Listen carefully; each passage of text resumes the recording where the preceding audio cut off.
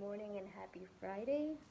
I hope you had a blessed week and that I'm glad that you're able to come here and we can study the review lesson. Actually, not the review lesson, but the personal review questions.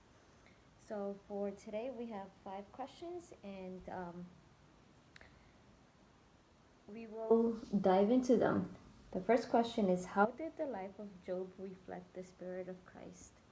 Well, we can see from Job that he was talking about how he was help to the poor, to the widows, to the he was a blessing to the fatherless. He says that he was feet to the lame, eyes to the blind. And what did Jesus do when he was on this earth? He actually was a blessing to everyone around. He says that not one person, that he passed through the cities and not one person was left uncared for, and that was he actually healed everyone that he came in contact with, and he was a blessing. And everyone, the children wanted to, they loved to stay at the, at the side of Jesus and in his lap. So Job reflected that Christ-like character and Christ-like spirit. So let us go to the next question. What common tendency must we overcome if we would be victorious? So the common tendency, sorry, my handwriting is a little, so I have to actually says, love not the world, neither the things of the world. So that is something that we have to kind of fight daily, because the world does get our attention in one way or another, through different mediums, and we need to be able to remember that this world is not our home. So we need to be faithful and to trust and literally study every day.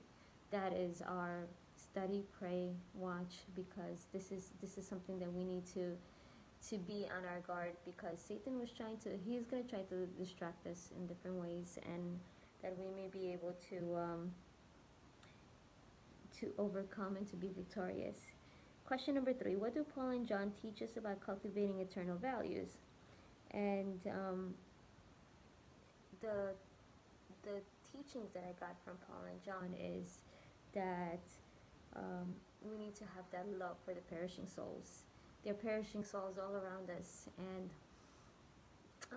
this world is condemned to death. But we, as Christ followers, we need to be able to tell the people about the love of Jesus, to talk to them about that there is a God that loves, and that he's a God that saves, and he wants all of us to be redeemed. So question number 4: why is covetousness so detrimental to our souls? Oh my goodness, it makes us selfish. It makes us, we want to covet, we want to have whatever the neighbor has. If the neighbor has a huge house, I need to break down my house and or buy another one and redo it, so I can be in line with the neighbors. That is something that is gonna eat us alive if we let it. So we have to be very careful and not to be selfish, but to give, to be a blessing to others. And then when we are a blessing, God blesses us. And that kind of leads me into the next question: how is wholehearted service rewarded even in this earthly life?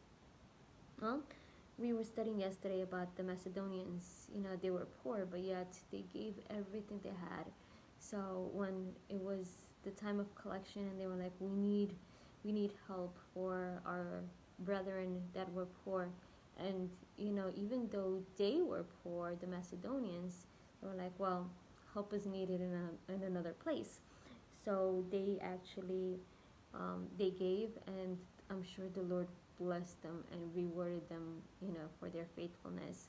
And it is written in, as a reminder to all of us that when there's a call, that it's, there is, food and clothing and whatever it is, the different situations that we have in life, we can always from the little that we have, we can give a little bit, and the Lord will multiply.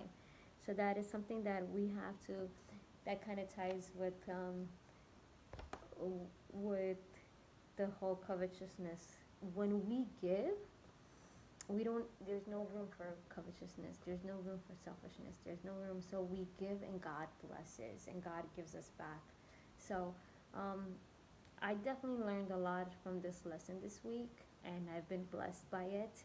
And we're learning every day. We're learning different things. And the title of this lesson is All on the Altar. So give it all to Jesus. Just give your heart. I want to give my mind, my heart, my whole being, and that may the Lord bless us. Take care and have a good day.